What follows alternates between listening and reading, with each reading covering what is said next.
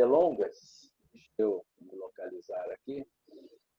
Já vou aumentar aí. Aí o Tiago vai me ajudando. Eu vou conseguir ver mais só a apresentação. Tá ok, Tiago? Tá ok. Beleza. Então, queridos, pensei, né, desde que o convite foi feito, já que é uma palavra para pastores, né? E já de tempos tem me preocupado um pouco essa temática, né? Recuperando, na verdade, não recuperando, tem me preocupado a temática do púlpito, né? Na igreja evangélica brasileira. Desculpa. E aí, pensando nisso, eu já tinha algum material, né, já de muito tempo, e acrescentei algumas coisas, e acabou virando esse nome aí, o Recuperando o Púlpito da Igreja Evangélica Brasileira. E por que essa preocupação? Né? Porque o que a gente vê, né, ainda mais agora com essa onda, né, de rede social, esse período de pandemia, alguns com boa vontade, outros com nem tanta, a gente viu e ouviu muita bobagem. E continua ouvindo. A gente já ouvia antes, né, via televisão, via alguns programas de internet, e sempre preocupou, né, o que está sendo falado nos púlpitos, né? Essa onda, se algum de vocês, né, tem envolvimento com isso, por favor, não é uma crítica, é apenas uma observação, mas essa onda coach church, né? Que você tem o personal coach, o coach da alma, o coach soul, né? O coach, o coacher, né? E é muito notório esses princípios, né?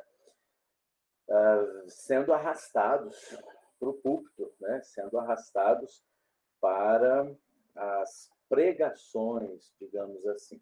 Então, eu pensei nessa temática e eu espero, para mim, sempre é útil pensar nesse tema. Eu confesso que às vezes causa algum desconforto, porque quando a gente fala a verdade incomoda, e quando a gente prega a Bíblia também incomoda, né? Mas meus princípios e minha formação me ensinaram a jamais abrir mão da palavra, né? E nós vamos ler um texto que não está nos slides. Se você quiser apanhar a sua Bíblia, seria producente posteriormente. Muito bem, há uma frase de George Miller, e ela diz o seguinte: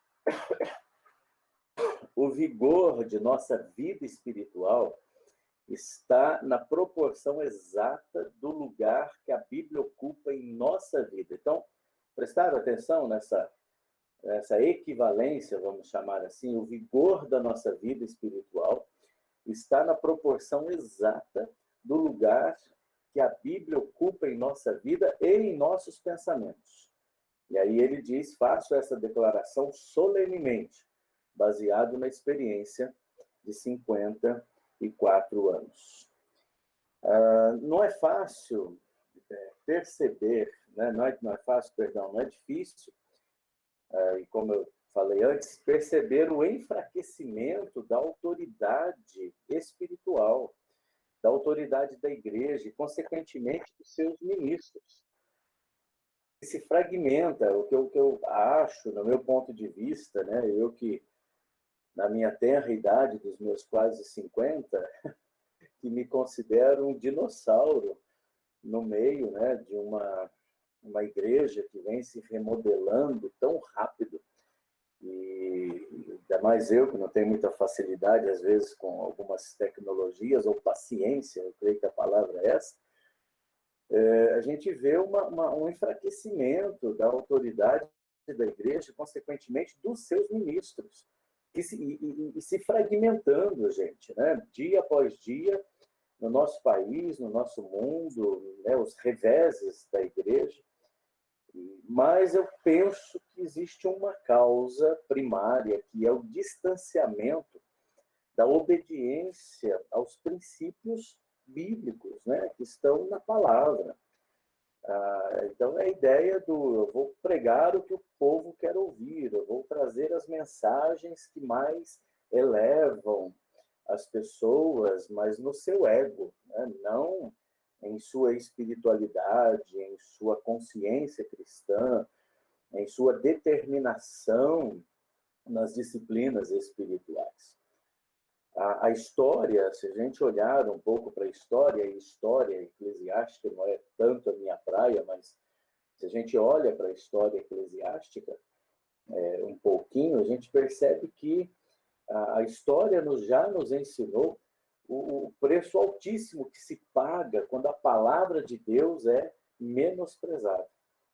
E pensando, né, nisso, muito superficial, eu falo superficial, porque se a gente aprofundar é perigoso balançar as nossas estruturas, porque desanima, né? Olhar o nível do púlpito das igrejas hoje em dia. E eu estou generalizando, gente, tá?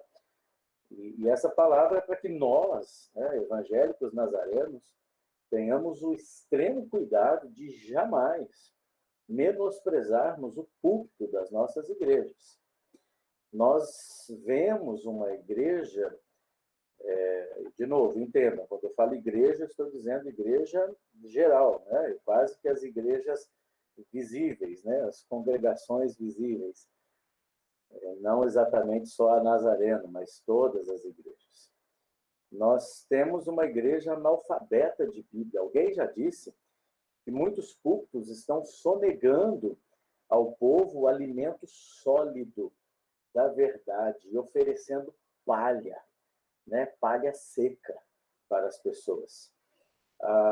Palha seca de ideias, palha seca de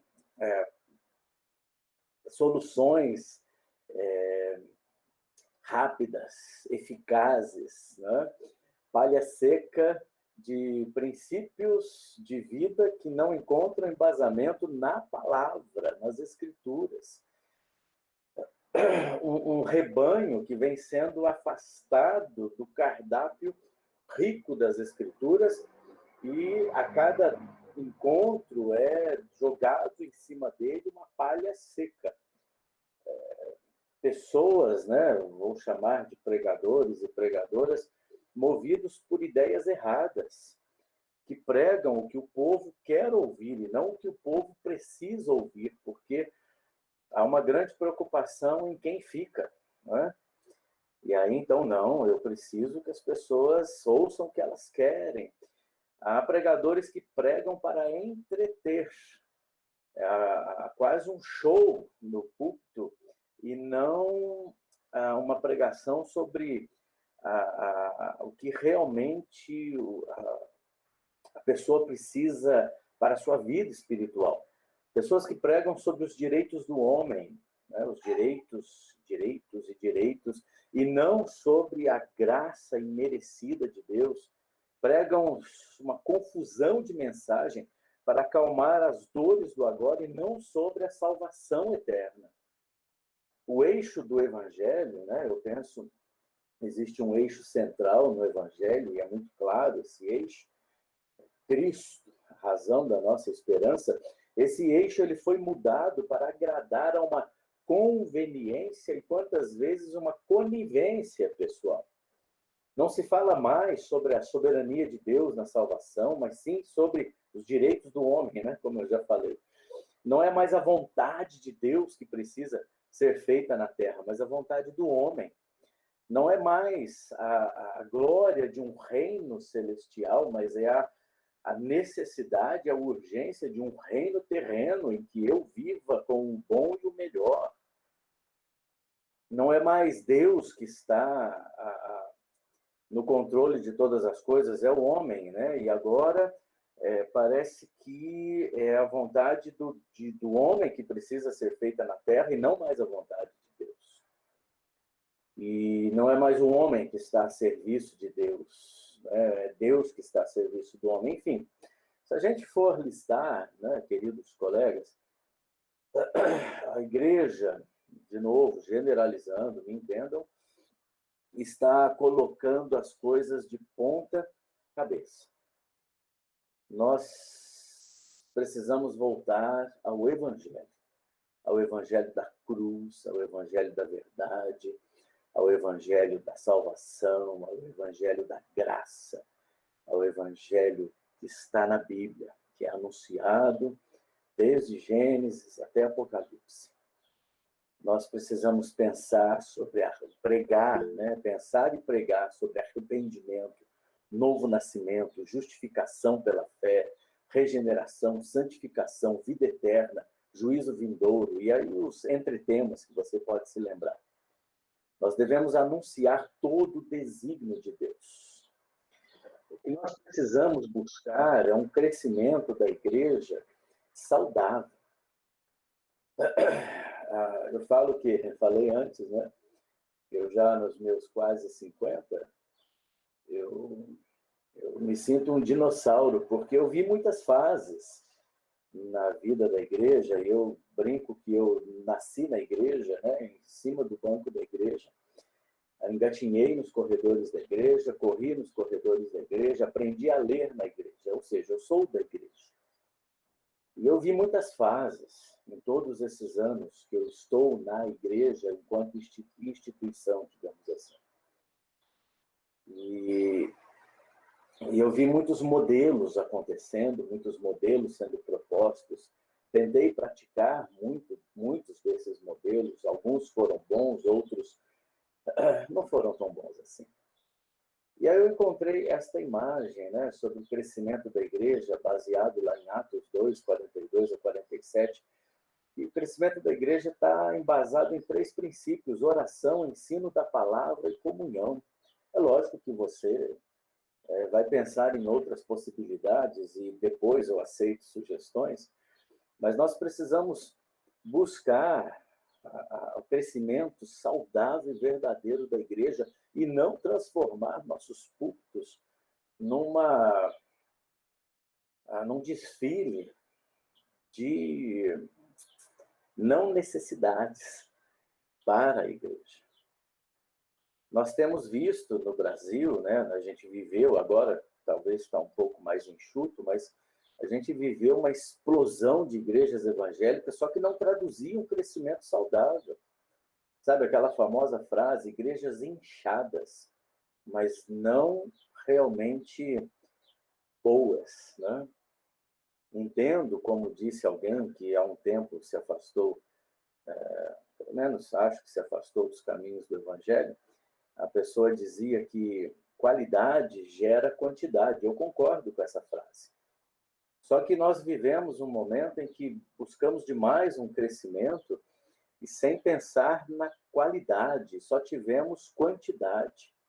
Igrejas inchadas, né? Igrejas cheias de movimento, igrejas cheias de programa, igrejas cheias de atrativos para que as pessoas possam estar ali. E o pior, uma pregação de um outro evangelho, um evangelho híbrido. Por que híbrido, né? Ele é um misto de um liberalismo teológico que tira das escrituras o que ela contém, com um sincretismo religioso, que acrescenta nas escrituras o que não pode ser inserido. E isso vem já de tempos, né, matando a igreja e afastando o povo da verdade do evangelho. Antes da gente ir para o nosso texto, né, eu queria pensar e nos perguntar: como está a saúde do púlpito das nossas igrejas?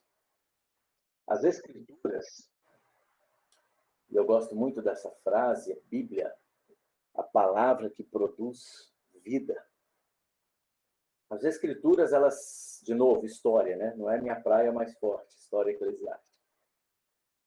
Mas a gente olha para a história eclesiástica e a gente vê que as escrituras, elas resistiram, pelo poder de Deus, às tentativas de destruição por parte de quem quer que seja, de quem quer que fosse.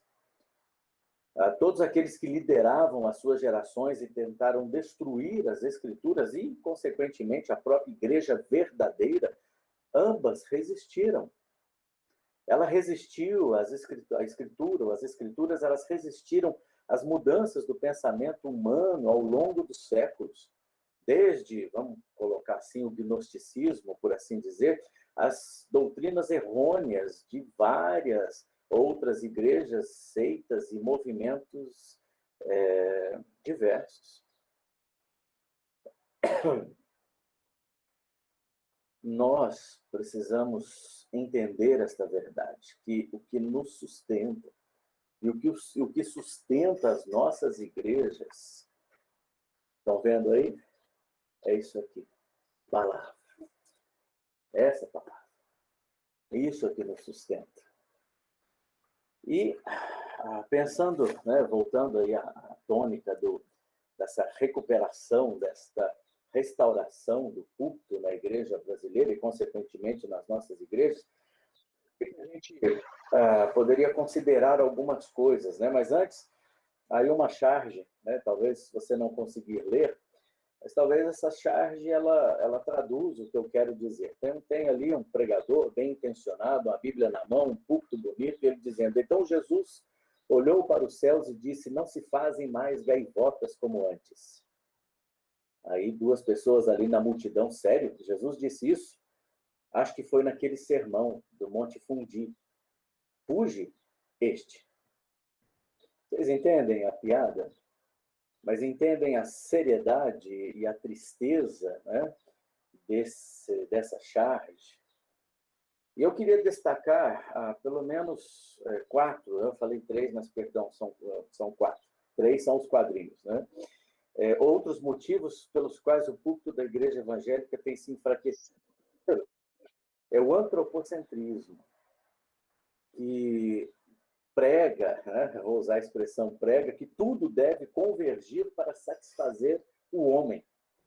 A célebre frase usada por pessoas que desejam justificar suas ações egocêntricas, e você já ouviu, e por favor, eu espero que você não tenha pregado isso, eu tenho o direito de ser feliz. Isso é a base do antropocentrismo. Eu tenho o direito de ser feliz. O segundo é o relativismo, que muitos têm argumentado que o que era certo à luz da Bíblia antigamente, hoje pode ser revisto. Perdão, revisto. Então, a Bíblia pode ser revista, tendo em vista estarmos em outra realidade cultural e intelectual. Guardadas as devidas proporções, e não quero criar aqui um caos denominacional, mas é a questão de que vamos ajustar as coisas. Terceiro é o tecnicismo, que é a exigência de uma performance pastoral, que tem contribuído para o enfraquecimento dos nossos púlpitos, ou seja, o pastor show, púlpito show, né? Movimento visual, atrativo. De novo, gente, eu sou um dinossauro, então me perdoem, né? Eu não estou dizendo que você não pode fazer coisas que talvez você esteja fazendo. Isso é com você e a sua igreja, com você e a sua denominação, e com você e Deus, né? Mas o tecnicismo, ele traz essa performance pastoral. Eu não estou dizendo também da tecnologia. A tecnologia ajuda, me ajudou na pandemia, né? As lives, por menos que eu goste, ou por mais que eu odeie, mas eu precisei fazer. A transmissão dos cultos online, por mais que às vezes a gente mais erra do que acerta devido à nossa escassez de recursos em nossas igrejas locais, mas a gente tenta fazer. Até visita virtual, né? Que a gente chega a fazer uma oração virtual.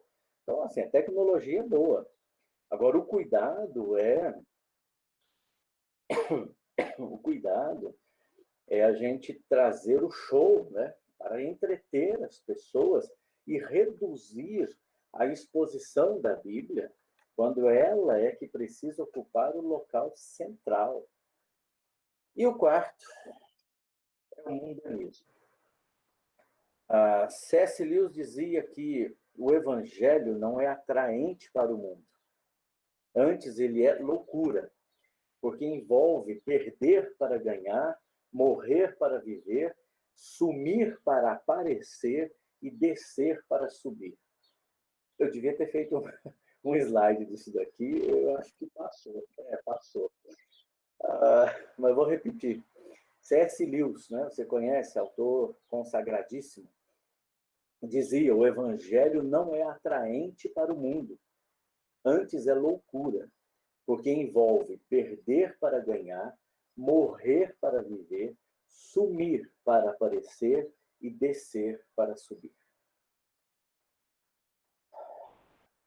O grande desafio que a igreja enfrenta atualmente é a pressão e a ilusão de que ela precisa se parecer com o mundo. Ela tem que ter a influência do mundanismo. E aí eu tenho uma imagem bem legal. A influência do mundanismo, ele resulta em perda de valores e virtudes cristãs. Isso é um grande problema. No enfraquecimento e na estagnação das igrejas. A igreja torna-se uma mera instituição, uma organização eclesiástica, sem vida e sem o poder do Espírito Santo. Isso é um perigo. Os fundamentos da fé se abalam e, por fim, desabam. Em todos os lugares, nós percebemos uma crescente influência do mundanismo na igreja sobre formas e conceitos, comportamentos e práticas anticristãs. E aí, isso é regionalizado, algumas vezes institucionalizado, algumas vezes permissivo. Portanto, pastores amados, né, colegas de labuta, vigiem, porque o mundanismo tem forçado a entrada em nossas igrejas, assim como o antropocentrismo, o relativismo e o tecnicismo. A gente ainda tem uma meia hora, não é? Então vamos lá para Neemias, capítulo 8. Eu gostaria de ler esse texto, Neemias 8, dos versículos 1 a 12. Já que nós estamos falando de palavra acima de tudo, vamos ler a palavra, não é?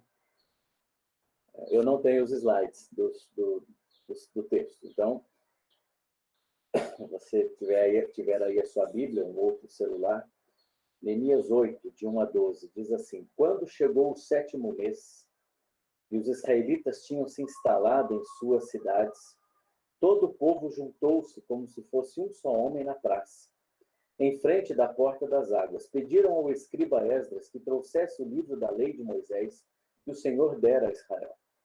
Assim, no primeiro dia do 7º mês, o sacerdote Esdras trouxe a lei diante da Assembleia, que era constituída de homens e mulheres e de todos os que podiam entender.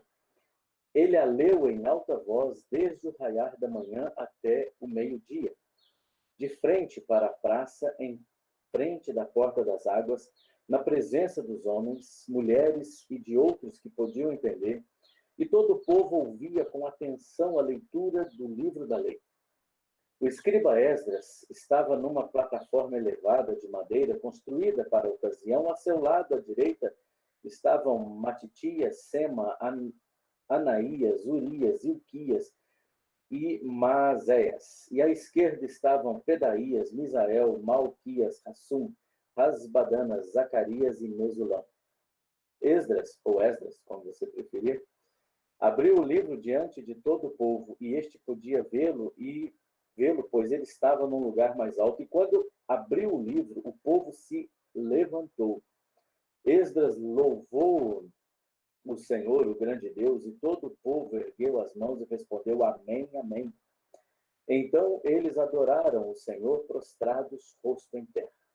Os levitas, Jesua, Bani, Serabias, Jamim, Acubi, Sebatai, Rodias, Maazéias, Quelita, Azarias, Jazabade, Hana e Pelaías instruíram o povo na lei e todos permaneceram ali, leram o livro da lei de Deus, interpretando-o e explicando-o, a fim de que todo o povo entendesse o que estava sendo lido. Então Neemias, o governador, Esdras, o sacerdote e escriba, e os levitas que estavam instruindo o povo, disseram a todos: este dia é consagrado ao Senhor, o nosso Deus, nada de tristeza e de choro, pois todo o povo estava chorando enquanto ouvia as palavras da lei. E Neemias acrescentou: podem sair, e comam e bebam do melhor que tiverem, e repartam com os que nada têm preparado. Este dia é consagrado ao nosso Senhor. Não se entristeçam, porque a alegria do Senhor os fortalecerá. Os levitas tranquilizaram todo o povo, dizendo: acalmem-se, porque este é um dia santo, não fiquem tristes. Então todo o povo saiu para comer, beber, repartir com os que nada tinham preparado e para celebrar com grande alegria, pois agora compreendiam as palavras que lhes foram explicadas. Amém. A gente entende, né, o contexto do capítulo, e eu não vou delongar na explicação do contexto, porque você sabe, colega pastor, ou você pode ler aí depois. E a partir desse texto, eu gostaria de propor algumas atitudes e coisas, né, vou chamar assim, que nós precisamos recuperar urgentemente se nós realmente quisermos recuperar os cultos das nossas igrejas ou mantê-los. Então, a primeira atitude que eu vejo aqui, ou que nós precisamos recuperar, é esta. Nós precisamos recuperar a centralidade das Escrituras na igreja. O versículo 1 diz: então todo o povo se ajuntou como um só homem na praça, e disseram a Esdras que trouxesse o livro da lei de Moisés. O povo não foi até a praça para comer, para beber, para ter um dia de diversão. O povo não foi até a praça para ver um milagre, para o dia do Espírito Santo que estaria com eles. O povo não foi até a praça para receber o patuá consagrado, evangélico gospel. O povo foi até a praça porque a palavra, as escrituras, a lei de Moisés, elas iam ser lidas para eles, e explicadas e ensinadas. E aqui me entendam, gente, eu não sou contra eventos, mas vocês já repararam como nós reunimos pessoas reuníamos, né? Em torno de um sítio com piscina, um churrasco, em torno de um jogo de futebol, em torno de um bom filme, mas dificilmente nós reunimos pessoas em torno da Bíblia para estudá-la. É só a gente pesar, a sua igreja tem escola bíblica, a sua igreja tem um dia de estudo bíblico, qual é a frequência das pessoas nesse dia? E quando você tem um culto, né, dominical, digamos assim, qual é a frequência das pessoas? E quando você traz alguém de fora, né, que fala melhor do que você, que é mais querido que você, que expõe as coisas melhor que você, qual é a frequência? Há quanto tempo você, pastor, não é convidado para meditar em um texto bíblico em um aniversário de criança? Você já foi convidado? Talvez para uma oração. Para uma oração eu já fui, né? Em um noivado, né? Um ou outro. Em uma formatura, não tem espaço. Falar sobre Bíblia em formatura. E quantas vezes eu e você já não ouvimos, talvez, de noivos, uma orientação sobre o tempo e, às vezes, até o tema a ser empregado numa cerimônia dos seus casamentos? Às vezes você chega num casamento, aí vem o mestre de cerimônia, o organizador do casamento, ó, você que vai falar, pastor, né? O senhor poderia falar aí uns 15, 20 minutos, porque depois a gente vai ter a festa. Aí a festa rola o funk, né? Talvez a gente possa chamar isso de marginalização das escrituras. Se nós não trouxermos a centralidade das escrituras para a igreja, para a vida da igreja, para a vida dos nossos membros, nós teremos um sério problema. Em 2001, houve o ataque às Torres Gêmeas, vocês se lembram, né? E Anne Graham, a filha de Billy Graham, pouco tempo depois, ela foi convidada a um programa norte-americano, esses de entrevista, o Early Show. E perguntaram a ela por que Deus permitiu que isso acontecesse. A resposta dela é muito longa, e você consegue achar essa resposta de Anne Graham no Facebook ou até no YouTube. Eu separei só um pedacinho do que ela disse, né, a respeito do porquê essas coisas estavam acontecendo naquele país. E ela disse o seguinte, quero ler para vocês. À vista dos acontecimentos recentes, 3 pontinhos, ataque dos terroristas, tiroteio nas escolas, etc., etc., eu creio que tudo começou desde que Madeleine Murray O'Hare, que foi assassinada e seu corpo encontrado recentemente, se queixou de que era impróprio se fazer oração nas escolas americanas como se fazia tradicionalmente. E nós concordamos com a sua opinião. Depois disso, alguém disse que seria melhor não ler mais a Bíblia nas escolas. 3 pontinhos. Justamente a Bíblia que nos ensina que não devemos matar, não devemos roubar e devemos amar o nosso próximo como a nós mesmos. E nós concordamos. Logo depois, o doutor Benjamin Spock disse que não deveríamos bater em nossos filhos quando eles se comportassem mal, porque suas personalidades em formação ficariam distorcidas e poderíamos prejudicar sua autoestima. O filho do Dr. Spock cometeu suicídio. E nós dissemos, um perito nesse assunto deve saber o que está falando, e então concordamos com ele, 3 pontinhos. A questão, o cerne aqui é, quando a Bíblia é tirada, o caminho para o mal está traçado. Talvez vocês estejam experimentando, e, gente, de novo, né, a gente está um pouco sem contato há um bom tempo, mas talvez vocês estejam experimentando alguma prática de alguma liturgia inovadora durante o seu ministério na igreja, e que você está, ou que você já passou, ou que você pensa em ir, e talvez isso esteja sendo muito bom para a igreja, talvez. Talvez até esteja sendo uma igreja, uma experiência muito rica, esta prática, né, o que quer que seja.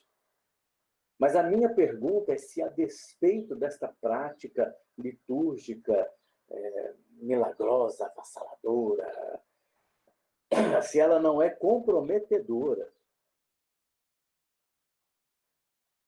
E se também, além de alguma prática, você está promovendo verdadeiramente aos membros da igreja a qual você é responsável uma reflexão da importância central da Bíblia na vida da igreja. O ajuntamento de Israel foi motivado pela leitura da palavra de Deus e o impacto na vida do povo foi causado pela palavra. Então, primeira coisa que a gente precisa se atentar, nós precisamos recuperar a centralidade das Escrituras na vida da igreja. Segundo, nós precisamos recuperar o propósito primário das Escrituras na igreja. O versículo 3, né, de Neemias 8, diz assim, na presença dos homens e mulheres e dos que podiam entender. Observe que no texto bíblico as informações sobre a capacidade para entender as explicações, com capacidade de discernir o que é espiritual. Esta é a questão. Às vezes nós, pastores, ouvimos orientações bem intencionadas de que os sermões da noite devem ser dirigidos aos não salvos. Eu não sei se você já passou por isso. Na verdade, eu já tive um momento assim da minha vida, né? Que eu mesmo propus isso. Sermões evangelísticos, né? Mas pensem comigo, eu já perguntei rapidamente, em qual celebração da sua igreja, em qual culto da sua igreja, em qual reunião da sua igreja, a igreja está mais presente? É lógico, gente, assim, hoje esse tempo é um tempo pandêmico, mas vamos imaginar, vamos sonhar que tudo voltou ao normal e as nossas igrejas estavam tão boas quanto antes. Em qual dia da semana à noite? Segunda a sexta.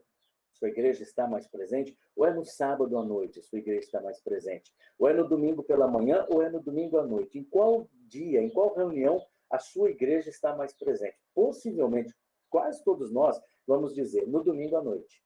Ou se algum de nós tivermos o culto só pela manhã, no domingo pela manhã. Culto principal, digamos assim. Então,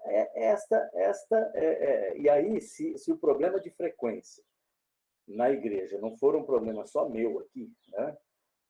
Que uma reunião só é a mais frequentada, então eu acho que todos nós vamos dizer domingo à noite, ou talvez domingo de manhã. Então, logo, quando é que nós deveríamos doutrinar, ensinar Bíblia à igreja? No domingo à noite. A palavra é explicada para quem pode entender quando o maior ajuntamento está presente. Agora, se você consegue desenvolver um bom sistema de ensino bíblico, faça isso. E use, né, a sua reunião principal domingo de manhã, ou domingo à noite, ou sábado à noite, ou algum dia da semana à noite, ou qualquer dia de dia, mas pregue a palavra. E deixe a ação da pregação por conta do Espírito Santo. É interessante que, voltando ao que eu falei antes, mas a gente precisa evangelizar. A palavra fala. Em Romanos 10, 17, o apóstolo Paulo, ele cita algo mais ou menos assim, porque eu sei que a fé vem pelo ouvir, e o ouvir a palavra de Deus. Você pode pregar genealogia, né?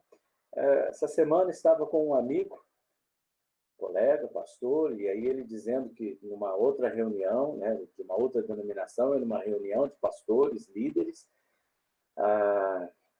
eles começaram a comentar sobre como as pessoas, como alguns casos inusitados de conversões em suas igrejas.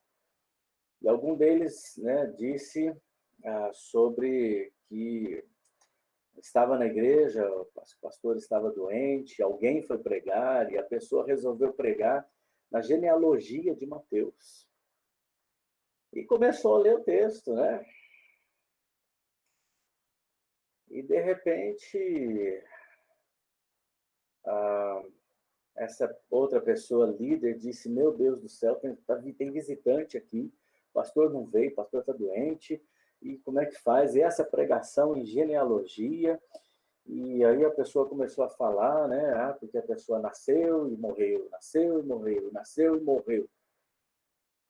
Então, pronto, acabou, nunca mais vem na igreja, perdemos a pessoa, nunca mais se converte.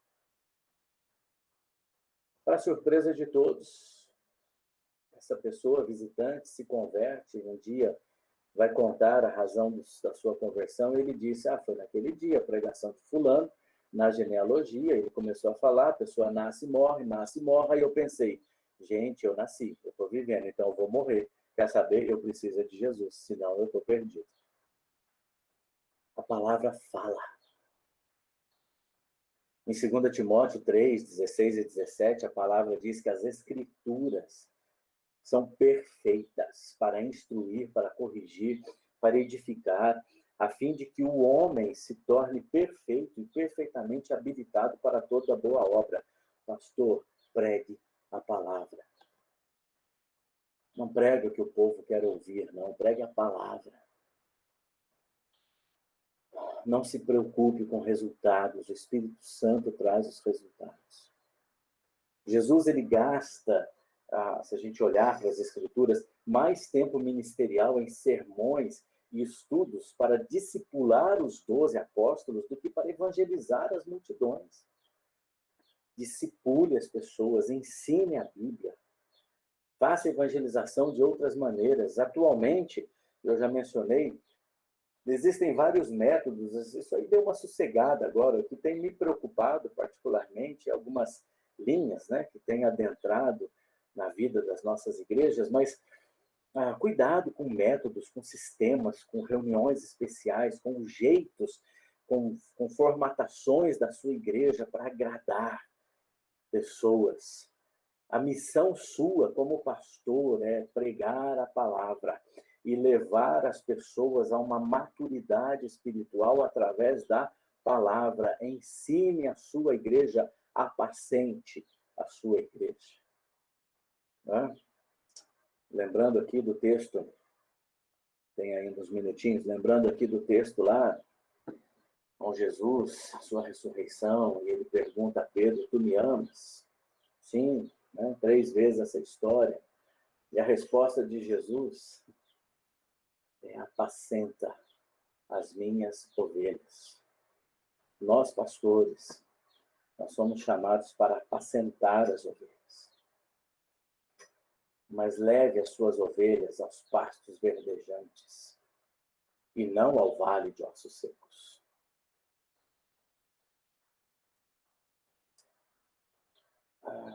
Um detalhe, antes da gente ver os 2 últimos pontos, é que Esdras, ele está cercado por 13 líderes. E você vê que esses líderes estão lendo e ensinando a Bíblia. Se serve de orientação, cerque-se de líderes que sejam reconhecidos pela igreja como pessoas que estudam a palavra, que conhecem a palavra e cujo coração se inclina não apenas para conhecê-la, mas para vivê-la e ensiná-la. Terceira, nós precisamos recuperar o temor para com as Escrituras na igreja. Versículos 5 e 6 de Neemias 8 diz: e todo o povo, levantando as mãos, respondeu amém, amém, e inclinando-se, adoraram o Senhor, ou ao Senhor, com os rostos em terra. Eu considero a palavra temor como respeito e reverência. Para a gente pensar. Não sei se você consegue observar, né? Em que período da sua celebração principal as pessoas mais se levantam e saem de onde elas estão? Durante os louvores? Durante as oportunidades? Durante o show? Ou durante a pregação da palavra? A realidade de vocês e a minha, talvez, seja a mesma, não sei. E eu acredito que a gente viveu uma sacralização do espaço de culto no passado, e que encontrou e tem encontrado nesta geração o seu extremo absoluto, né? Nós temos um completo desrespeito para com a exposição bíblica. Um pastor uma vez disse que ele estava pregando um congresso para jovens, e aí, de repente, ele ergue os olhos e vê que na galeria um casal de jovens estava se beijando. E aí ele fala: o que eu pude pensar? Que eles perderam completamente o temor a Deus. E isso vai longe, gente, né? Hoje, com a exposição em mídias sociais, em redes sociais, eu digo que eu não sou pastor, cão de guarda. Eu não tenho nenhuma rede social minha, né? Eu uso rede social da igreja para atualizar as questões da igreja. E eu não fico vigiando a vida de pessoas, né? E existem outras pessoas que têm acesso às redes sociais da igreja para postar cultos, etc. Mas aparece lá naquelas coisas de notícia, né?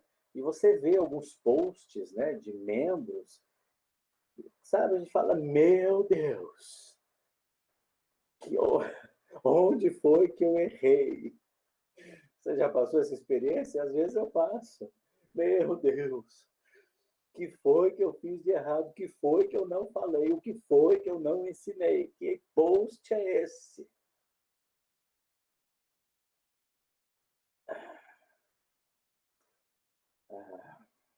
Nós precisamos pensar como nós portamos na casa de Deus quando a palavra é lida e exposta aos nossos corações. Há uma resposta de adoração em nossos corações. Como reagimos à palavra de Deus? Há desatenção, a conversas paralelas, a celulares ligados no Facebook, no WhatsApp, no Instagram, há dispersão, distração, enfado, há irreverência. Quando saímos do templo e vamos embora durante a semana, a nossa vida está pautada pela obediência à palavra de Deus. Isso é sério, gente. Isso é sério. Dr. Martin Lloyd Jones, grande pregador, grande escritor, ele disse que os períodos e eras de decadência na história da igreja sempre corresponderam às épocas em que a pregação entrou em declínio. Ele escreve isso no seu livro Pregação e Pregadores, na página 19. Os períodos e eras de decadência na história da igreja sempre corresponderam às épocas em que a pregação entrou em declínio. O povo, em Neemias 8, se levantou quando a escritura foi aberta e depois se inclinou e adoraram ao Senhor. Quarto e último. Nós precisamos recuperar a obediência às escrituras na igreja, versículo 12 de Neemias 8. Então todo o povo se foi para comer e beber e para enviar as porções e para fazer grande regozijo, porque tinham entendido as palavras que lhe foram referidas. Lembrem-se que o contexto aqui faz referência dos versículos 9 a 12 de Neemias 8. E o que o entendimento das Escrituras provoca ou deveria provocar? Eu quero sugerir algumas coisas que está aí: quebrantamento, arrependimento, mudança de atitude, entrega, em suma, obediência. O quebrantamento do povo, aqui em Neemias 8, não foi um apelo às emoções, mas sim um derramar de Deus por causa da atenção à palavra. A manutenção de uma vida avivada e santa precisa ser feita unicamente, pastores, a partir da observância e obediência à palavra de Deus. Oséias 4:6, não é? Um texto tão citado, e às vezes fora de contexto: o meu povo está sendo destruído porque lhe falta o conhecimento. Mas aí, ao mesmo tempo, tem muita gente que cita isso porque está criticando alguma coisa, mas está citando um outro texto para justificar uma ação errônea. Está errado do mesmo jeito. E vai continuar perecendo. O conhecimento da verdade enche a nossa cabeça de luz. E o que mais tem na cabeça do povo hoje é trevas. O conhecimento da verdade aquece o nosso coração e nos prepara para a vida. O povo que conhece a Deus é forte e ativo. Daniel 11:32 fala isso: mas o povo que conhece a Deus resistirá e permanecerá firme. Como conhecemos a Deus? Através da palavra. Os conselhos bíblicos, através de uma pregação bíblica, precisam encontrar corações dispostos a colocá-los em prática. E uma grande verdade é que há uma ausência de temor enorme e que se tornará imediatamente, se tornará imediatamente um obstáculo para a prática da Bíblia. Mas não deixe de pregar a Bíblia. Não fique pregando o que o povo quer ouvir. Pregue o que o Espírito Santo de Deus colocar no seu coração para apacentar a sua igreja e não para distrair a sua igreja.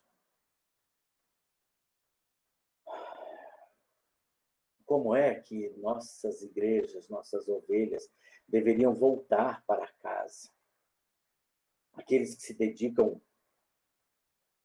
2 horas das suas vidas à adoração a Deus em uma celebração comunitária. Como é que essas pessoas precisam voltar para casa? Tiveram adoração a Deus, comunhão com seus irmãos, ouviram a palavra.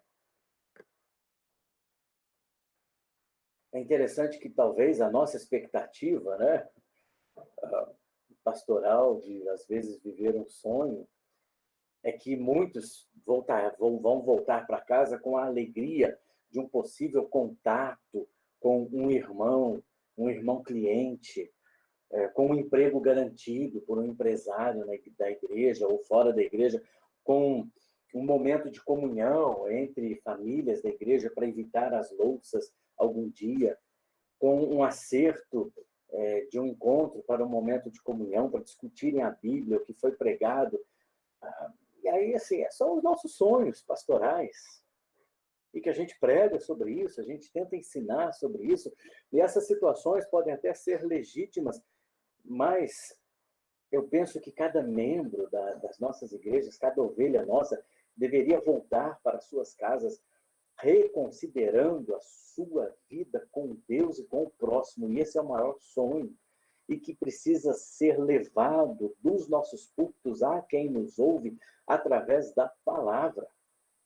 E a partir do sermão, essas pessoas estarem dispostas voluntariamente a mudar. Se você depois leia de novo Neemias 8, e eu preciso terminar, quando o povo ouviu a palavra, houve choro pelo pecado. A palavra de Deus produz quebrantamento, arrependimento, choro.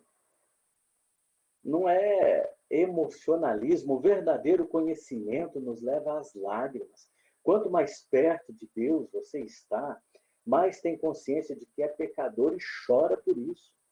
O emocionalismo é inútil, é infantil. Mas a emoção produzida pelo entendimento é parte vital da fé cristã. A emoção verdadeira difere do emocionalismo, do entretenimento show. Ao ouvir a palavra, as pessoas são tocadas por ela, mas precisa ter um coração disposto a praticar.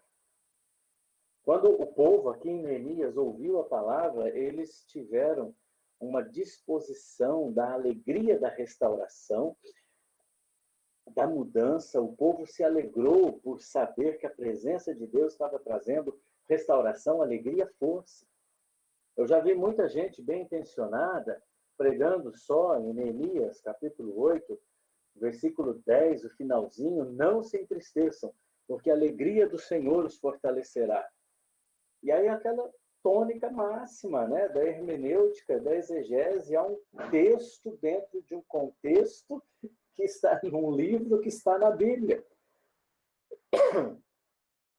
E aí a pessoa bem intencionada lê o versículo, e aí o famoso pregação de 3 para 5 pontos, né? Lê o texto, saiu do texto, esqueceu do texto, nunca mais voltou no texto. A Bíblia não é um livro para ser somente admirado ou temido, né? Tem gente assim, ou pior, esquecido. Isso tem muita gente assim. A Bíblia é um livro para ser vivido.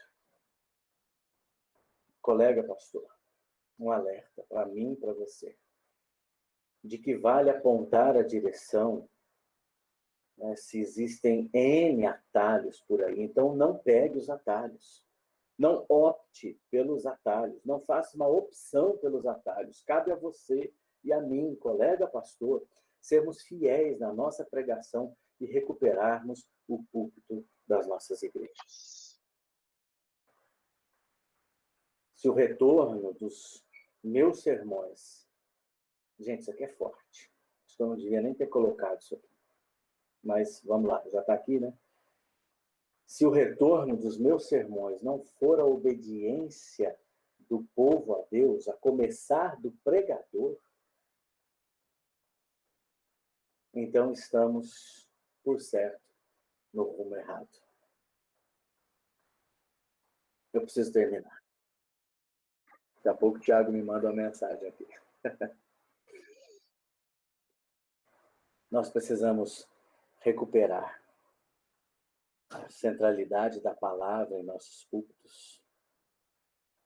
E se fizermos isso, isso nos levará a uma compreensão do seu propósito primário. Eu creio que então nós experimentaremos o temor que ela merece, a fim de que nós possamos obedecê-la em toda a nossa vida. Presta atenção. Deus traz resultados tremendos ao povo que se volta à sua palavra. Pelo menos 3 resultados. E pensando aqui em Neemias 8, quando o povo realmente se volta para a palavra de Deus, há abandono do pecado e restauração de vidas. Quando o povo realmente se volta para a palavra de Deus, há renovação da aliança com Deus e Deus derrama sua bênção sobre o povo. Quando o povo realmente se volta para a palavra de Deus, há grande reavivamento espiritual e há grande autoridade. Nós precisamos ser e viver por uma igreja bíblica. E aí, agora eu quero terminar, de verdade. Meu amigo, João Alexandre, ele escreveu um verso de uma música, a música Quem Diz a Verdade, e um verso dessa música do álbum Do Outro Lado do Mar, em 2009, ele lançou, diz assim, e fica aqui esse verso como minha oração para mim e para você, colega pastor. Que Deus nos dê todo dia um coração mais puro, nossas mãos mais limpas, humildade e retidão. E vamos à paz e à justiça em boa consciência, sobre a transparência de sua graça e perdão. Que a nossa vida ilumine a escuridão do mundo, seja o sal da terra, seja o exemplo para seguir. Que a fé em um Deus se transforme sempre em boas obras. Bem mais que palavras, no pensar e no agir. Amém, queridos? Amém. Deus possa te abençoar. Vou sair daqui para ver vocês. Deus possa te abençoar.